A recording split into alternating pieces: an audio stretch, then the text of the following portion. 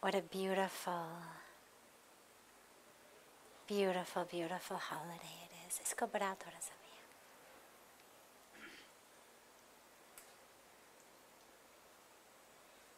We'll begin as usual with a question that's come in advance, and then we'll open it up to any questions that anyone here might have. Why should I be excited about life? I mean, it's a rough world out there.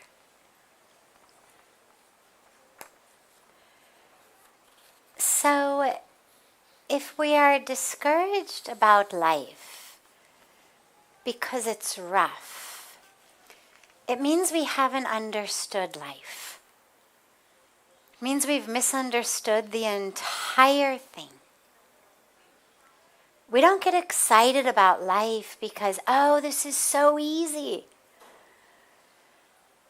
Life is not like a pop math quiz where if it's easy, you're lucky. If it's not, you're not. The whole point of life is not about avoiding difficulty or avoiding roughness, but about discovering who we are. And so that's why we live. It's not, oh, things are too difficult, so forget it. Today's actually a perfect day for this question because it's Ram Navami. And one of the things that I love about sharing the lives of our divine incarnations, manifestations on earth, Bhagwan Krishna, Bhagwan Ram, is when you look at their lives, they're full of kind of nothing but challenge and difficulty. Now you think, okay, this is God. I mean, think about this from a purely common sense perspective here. This is God coming onto earth, not because he has to, not like we are stuck with our karmic packages. Coming on earth because he wants to. Because he has chosen to, in form, in of course whatever form he chooses, at whatever time he chooses, in whatever way he chooses, God is writing the whole show. You know, it's like sometimes you have those really famous movie directors or producers who give cameos. Right? Alfred Hitchcock, I know, used to do that all the time. There would just be this quick kind of 3-second shot of him just in a frame. And you see that a lot just for the fun of it. They'll do a cameo. Well, as the one in charge, clearly they get to decide when their cameo is, which scene, what role they want to play. It's up to them. So when God comes on earth and is here in a major role, not just as a quick cameo to make us smile and figure out, okay, where was the cameo this time? But in a major role. Whether you read the Mahabharata, you read the Ramayana, these are major roles that God has played on earth. Well, so clearly God could decide what role God wanted to come in, how God wanted the script to go. And what do? What do they write in their own script? Suffering. Look at Ram's life. I mean, he spends his youth as this perfect child. And anyone who's tried to be a perfect child knows how hard that is. And yes, of course, he's God. And yet part of when God comes onto earth is that God assumes and accepts the human aspects. Being perfect is not easy. Perfect brother, perfect son, perfect embodiment of Dharma, right? I mean, did anyone here make it through their youth without doing something really mischievous? Something really naughty? Something that you just prayed to God that your parents should not find out? So, being perfect must have not been easy. But he did it. And then here's the day that is sort of the culmination of all of that perfection that he's embodied. He's going to be coronated king. It's his big day. His father is called the kingdom. Everybody's there to celebrate him, to honor him. And he's going to be coronated. But instead, what happens? He gets called in. We spoke a few nights ago about this story as it weaves in with karma.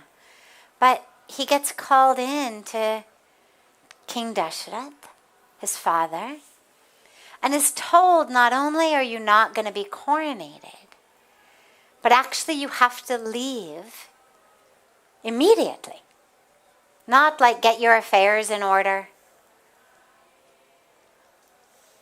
But you need to leave.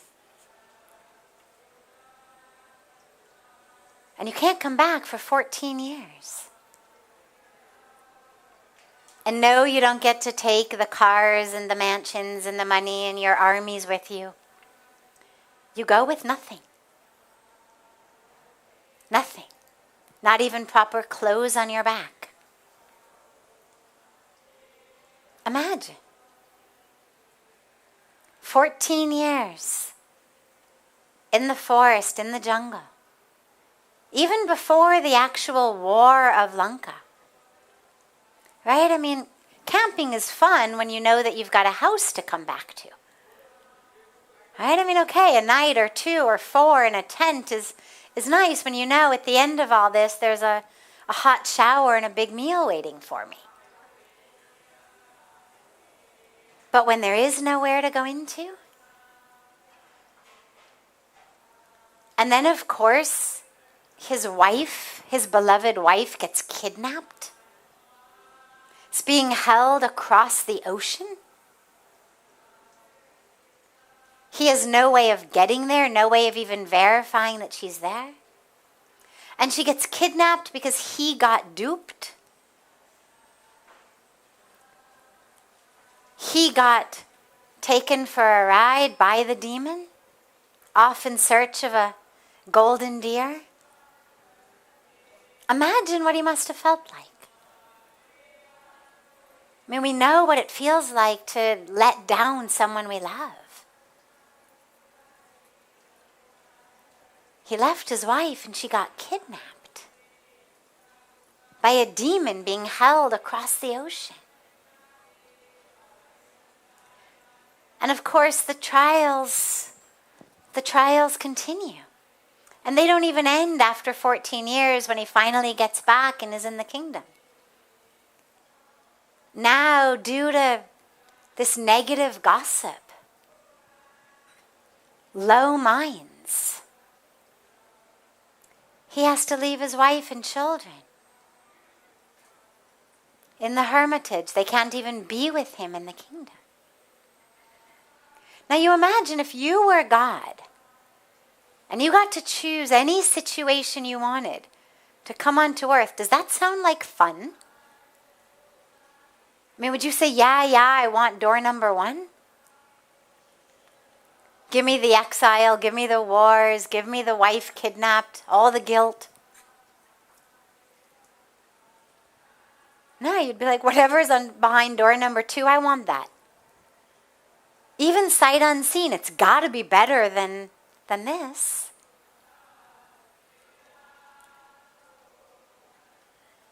But he chose it. And Bhagwan Krishna chose it. And he was born in jail.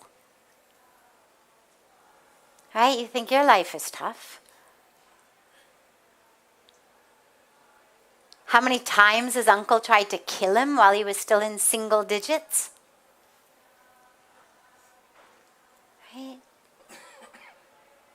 We think our brother or sister was mom or dad's favorite, and so we basically, ruin the rest of our lives because I wasn't mom's favorite.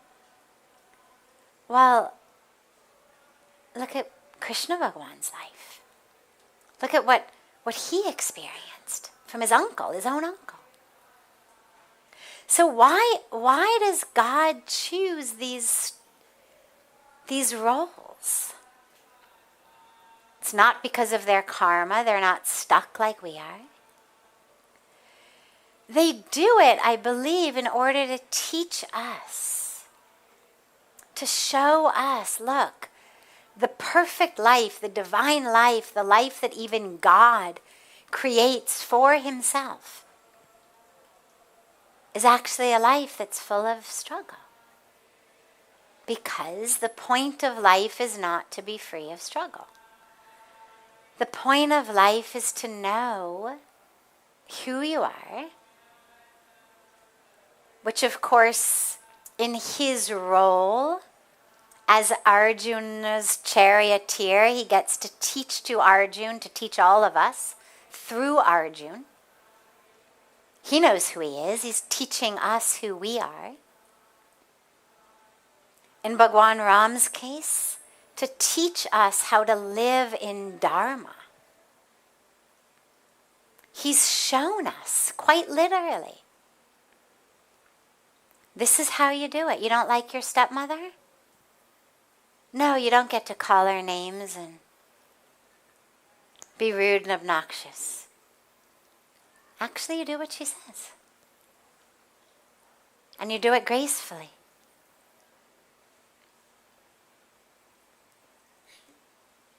He's shown us how to walk the most difficult paths of life. So we get excited about life because life is our opportunity to experience the truth of who we are, to experience the divine in us. When we are dead, without a body, we cannot have that experience. It's a very interesting aspect of this Leela that God has created, is that in order for us to actually expand our consciousness enough to know that we are one with God, we have to be in this separate body with a at least decently functioning brain in our skull that enables us to discriminate truth from falsehood, Shreyas from Preyas, the right path, to use that brain to make a decision. I'm going to meditate instead of sleep in. I'm going to come to satsang instead of go to the bar. I'm going to live according to Dharma. I'm going to pray. I'm going to observe austerities. I'm going to inquire, who am I? Who am I? Who am I? Who am I? I'm going to serve so selflessly, so fully,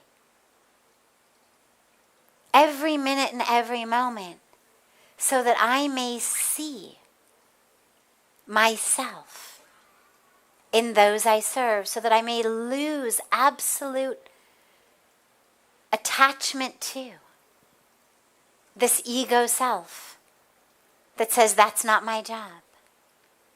You've got to have at least a mildly functioning brain to make those sorts of choices, to ask those sorts of questions, to inquire on that level. So that's the excitement of life, is to use every minute and every moment to get closer and closer to knowing who we are. Not just intellectually, but actually to feeling it, to experiencing it. That's the point.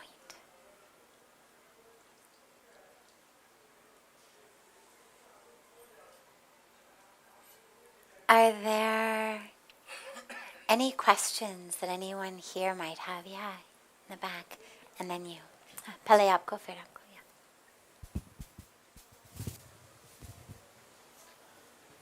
Namaskar. Namaskar.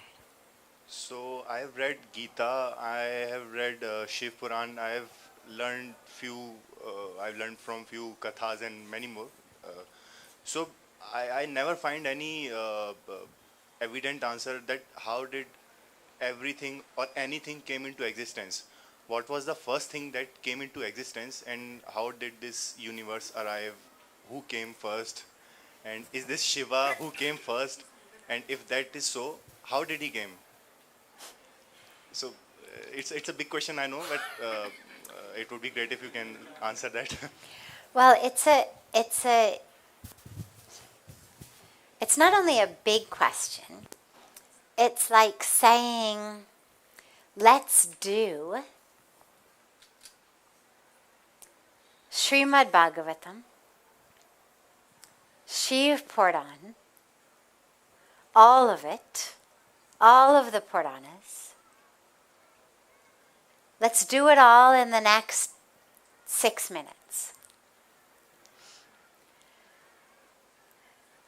They're beautiful stories of the ocean, the infinite ocean, of Bhagwan Vishnu lying in the infinite ocean, right? Of the lotus flower emerging from him, of Brahma the creator emerging on the lotus flower and creation happening. I mean, there's beautiful stories of that are easily available. So I won't go into all of them. They're wonderful, and if we were going to spend the next week here telling stories, they would be fun and wonderful stories with morals and teachings. But you asked about every particle, everything here. So I want to take it beyond the stories, because when we speak about the Sat, the truth, when we say Satsang, right, it's that association of presence of truth. Now, in order for it to be the capital T truth, it has to be equally applicable to people of every religion, of every race, of every walk of life.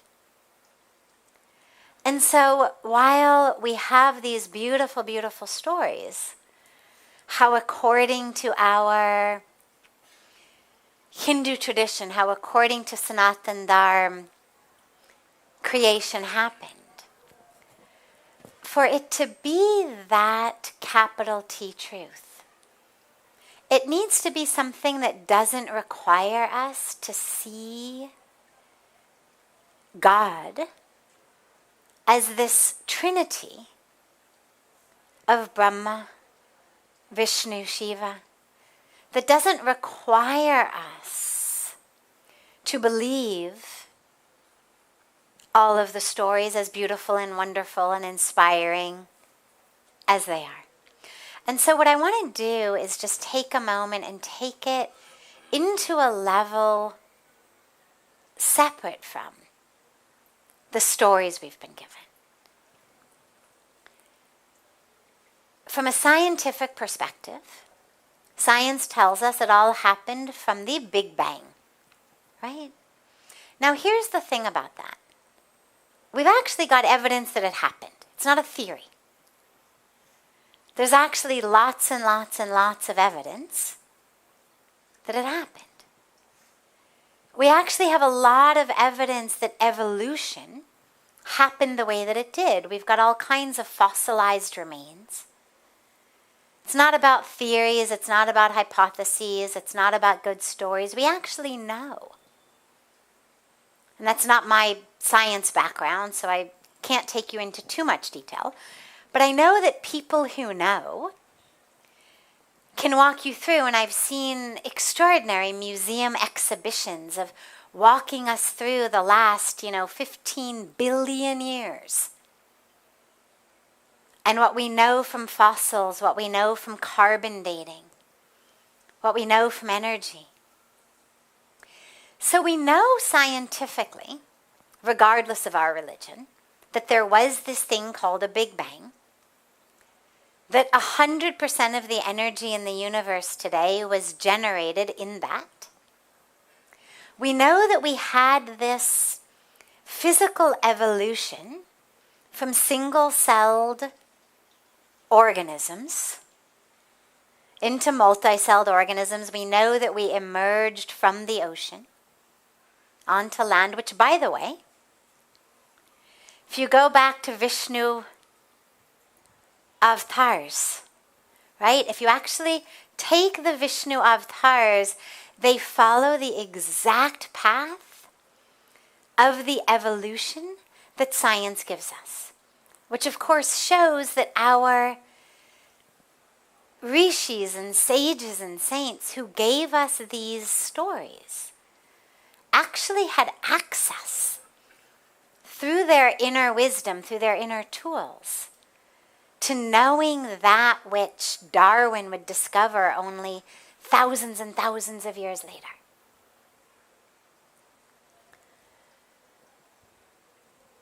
One thing I think is impossible to deny, regardless of your religious tradition.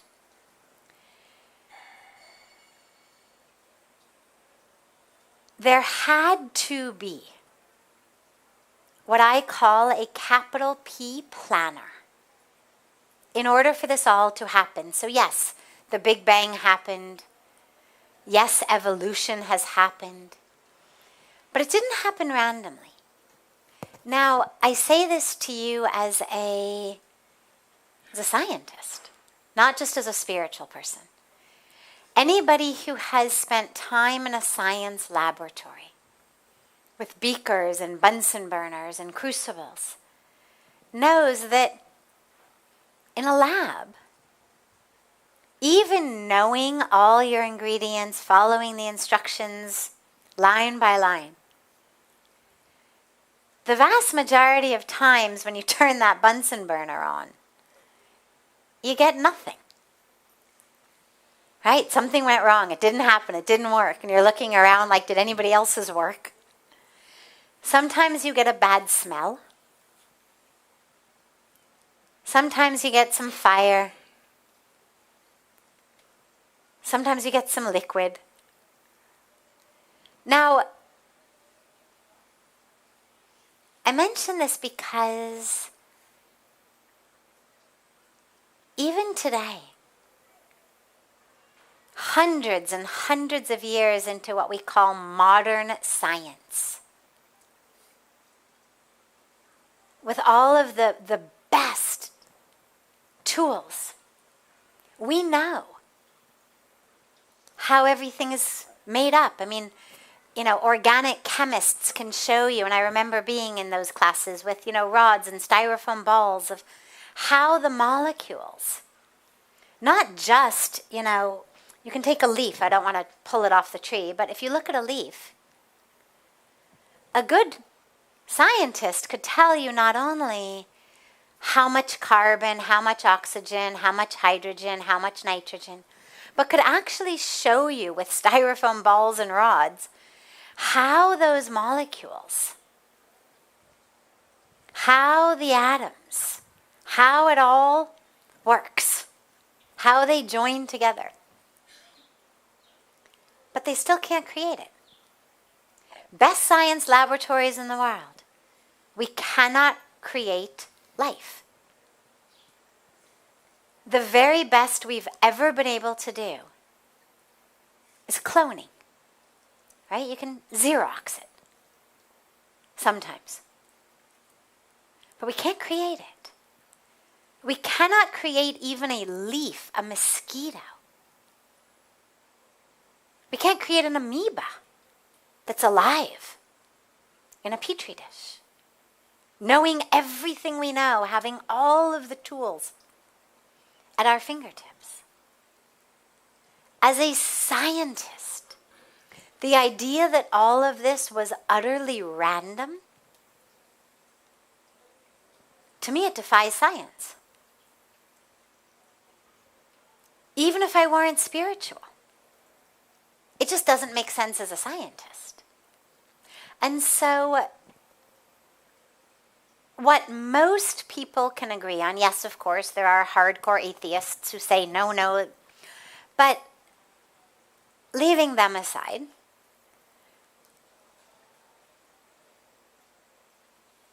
there was a planner, capital P planner, with a capital P plan, who understands how carbon and nitrogen and hydrogen and oxygen, how these things work. And who created this thing that we now call the Big Bang to give us what we needed in order to have life, right? So whether we say Brahma did it, or whether we say the capital P planner did it, either way, it happened.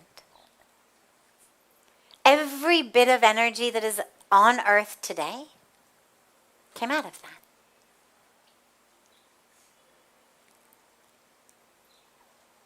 And here we are, just in newer and newer, different, ever-changing forms. So when we say we are one, when we say that we are not separate, on a spiritual level, we speak about the soul. We are one. Now, interestingly, energetically, you could say the same thing. We're all just really in the same swirling mass of energy and space. You know, they say that if you take all of the matter, the actual matter on Earth, and you remove the space from it, and you put it together, that it'll fit in less than a teaspoon. Now that's really hard for us to wrap our brains around. I can't actually wrap my brain around that. But I believe it. I've heard it from enough hardcore scientists to know it's true. Basically, we are space. We're space and energy. There's no you over there and me over here. That's the illusion that we speak about. This illusion of separateness. We're one. We're space and energy. Or we're soul. Divine. That capital K knowing that flows through all of that space and energy, such that we can have these exquisite forms. I mean, that takes an amazing planner, an amazing capital K knower. It's like, how do you take all of this space and energy and turn it into a sunset, a sunrise?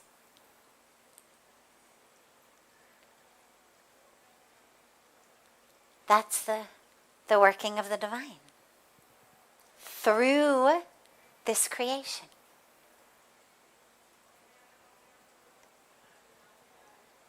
So you can enjoy the stories, take them as this is how it happened, enjoy the science, take it as how it happened, either way.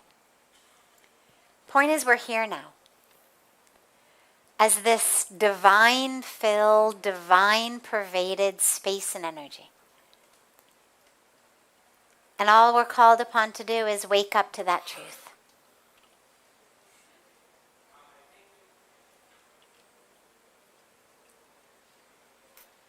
Beautiful.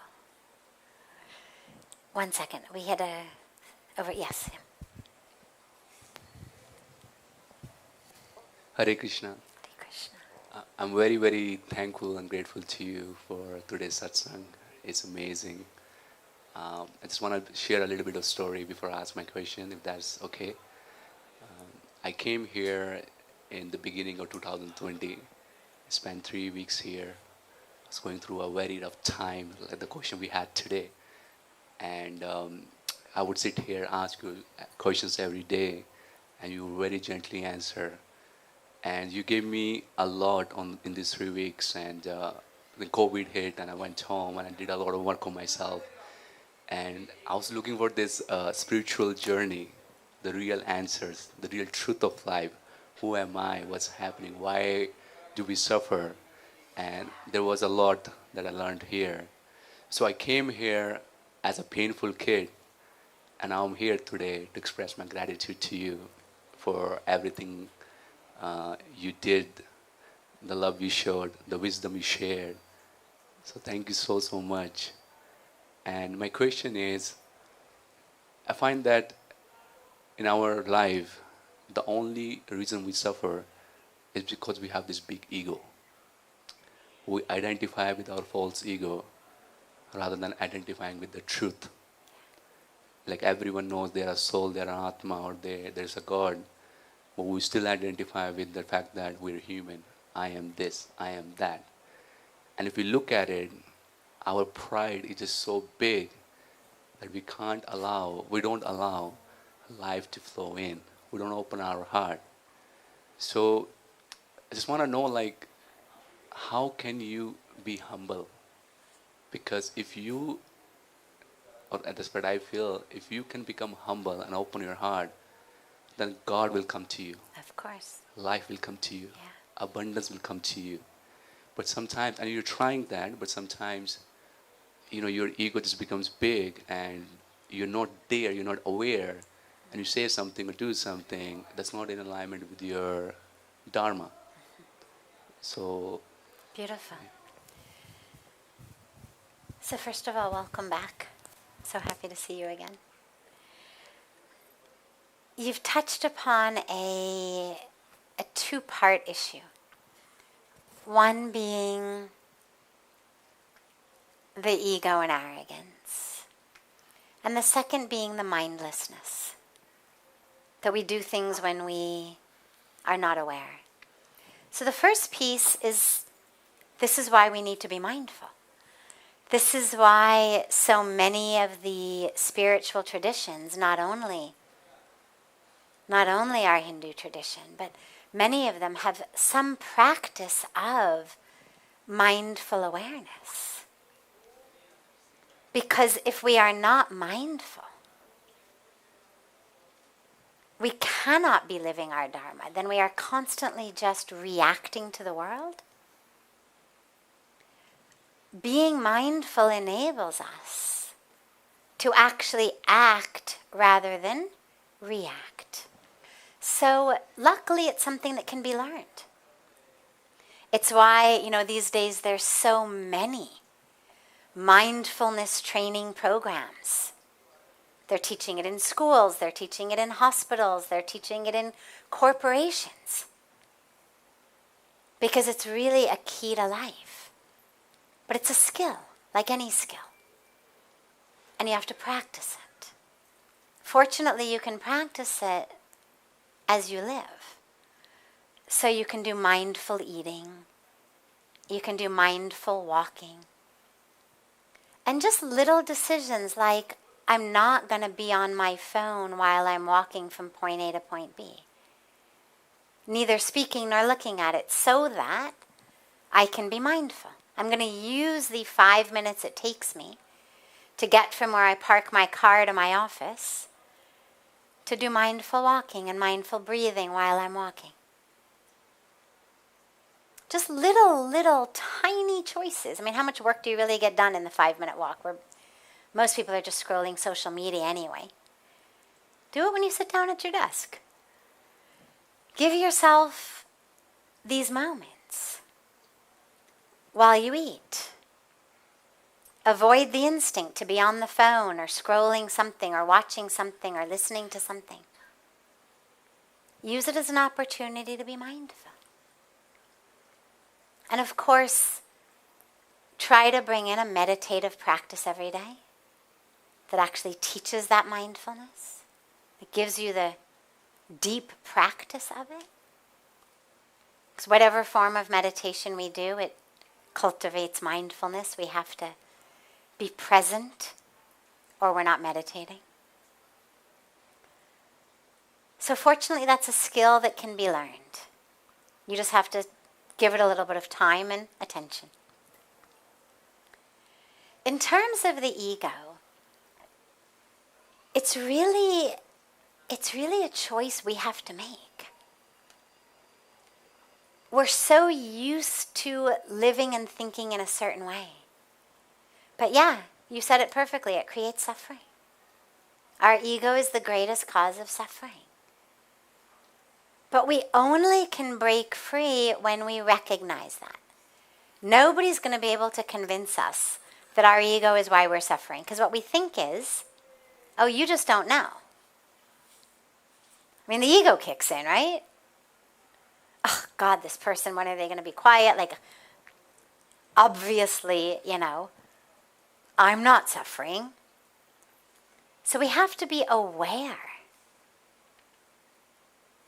We have to be honest about how we are suffering.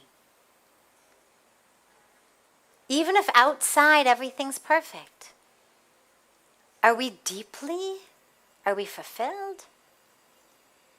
Do we feel close to God?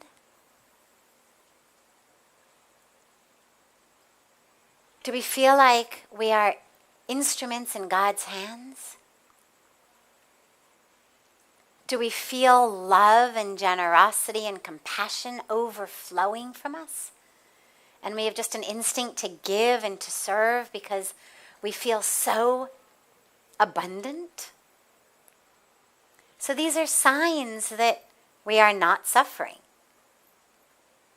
But where we feel like we are contracting and hoarding our love, our time, our energy, our resources.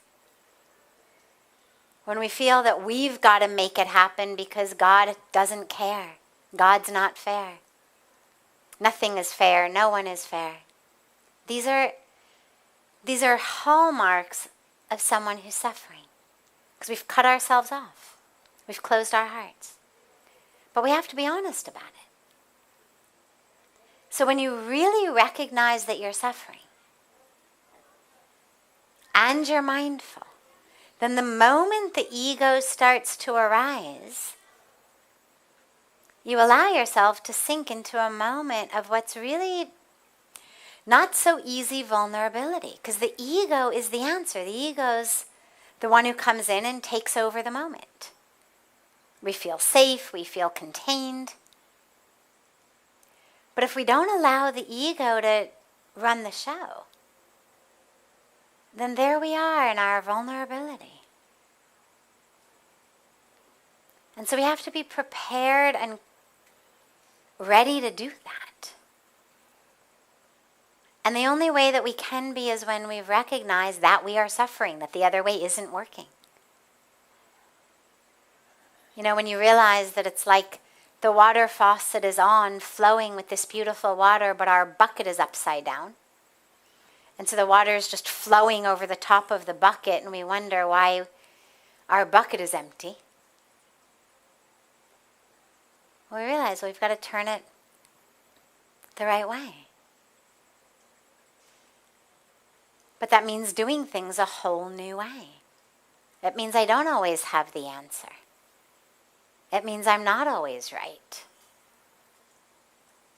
It means I don't always let myself tell myself a story about how I'm the best or even about how I'm the worst, because they're both ego. But I just allow myself to sit in a moment of vulnerability without a story and to just feel it, to just be there. And to know that I'm not going to explode or implode or cease to exist, that the sky's not going to fall if I don't have a story about it.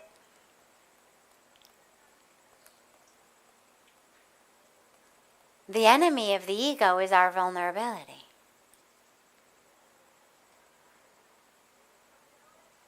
And so, if we're prepared to live in that space of just openness, that's when we get free of the ego. So bring in the mindfulness. Recognize your bucket's upside down. You're going to try a whole new way. And then just as it arises, don't yell at it, because that's just other side of the ego. Just come back to the breath. Come back to your mantra. Don't let it do its thing. Just stay in the moment. Stay in the moment. Stay in the breath. Because the ego gets all up in the mind. So if you're anchored in the breath, in the moment, in the here and now, the ego can't grab hold of you. So just be here. And then you'll see that'll become your new way of being. And you'll realize, oh my God, sky didn't fall. I was vulnerable. I didn't know the answer. I didn't have a story. There was no good guy or bad guy. And actually, look how beautiful the moment turned out. And then you'll have more and more of those moments. And those will enable you actually to connect not only to yourself and God, but also to others in a much deeper way.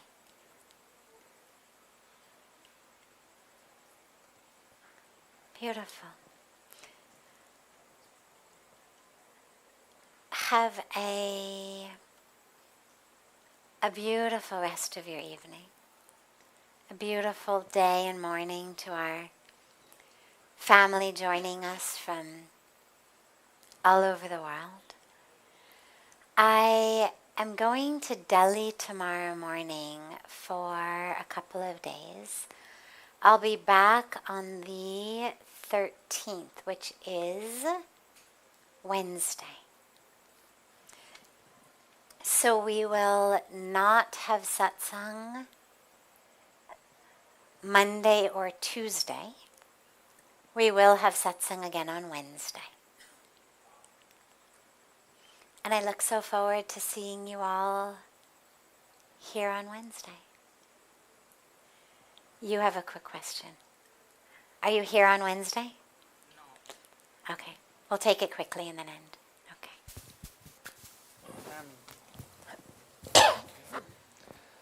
Thank you, ma'am. Before many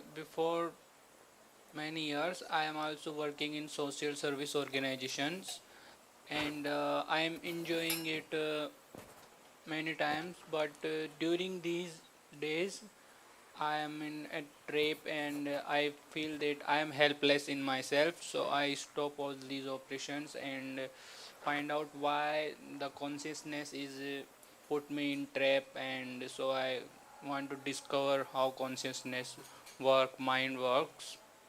So then I read Krishnamurti Vipassana. They tell that the sympathy is also a sensation, just like good sensation, bad sensation. Sympathy is also a sensation to help someone to go there, and that is also a trap of mind, and every attachment bring you in suffering.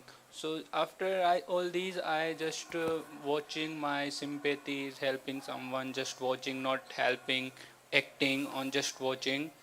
And as you said there before, that ma'am, you can also be awareful, or you can also be knowing yourself during service, as you mentioned. And I feel that when I am help someone or serve someone, I am lost. I am totally dissolved in it. I lost my awareness. So how you describe that you aware during service, or during the help someone you are awareful? How you Okay. describe it? So he's asking about sympathy. He's read that it's a trap. and then about how to be aware, or should we be aware when we're serving others, or should we lose our awareness? So sympathy is in separation. Sympathy says, oh ho ho, bachari. Right? It's me over here, feeling badly for you over there. I'm the one who has, you're the one who doesn't have. Sympathy is that. It's not a bad thing, in my book. But it's not the highest of where we're going. And here's why, again, in my book, it's not a bad thing. Because we are here, yes, as consciousness, as divinity. But we've been given human hearts. And I don't believe in a God that makes mistakes.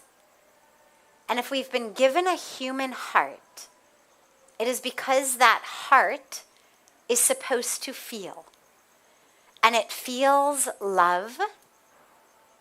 And it feels sympathy. On higher levels, it feels empathy and compassion. And I do not believe that the highest calling is to be separate from other people's pain. Now, one of the reasons, though, that sympathy or pity can be a trap is it keeps us stuck, separate from the one who is suffering. In that way, empathy, really feeling with the other person, not feeling for them. Sympathy is, oh, I feel for you. I feel badly for you. I'm great. I'm going to go have a nice dinner, but oh, I'm so sorry that you're going to go to sleep hungry tonight. Empathy is, your pain is my pain. Empathy is that oneness. Compassion flows out of the awareness that we are one. Now, there absolutely may be those who say that's a trap. Live only in pure consciousness. And just watch. To me, I'm not saying this is the right way, but to me, to live like that denies that I've been given a heart for a reason. And it's like saying that God made a mistake or that this heart is just here to trick me and trap me. And I don't believe that's true. I believe that the power of love and compassion is there because we are supposed to feel love and compassion.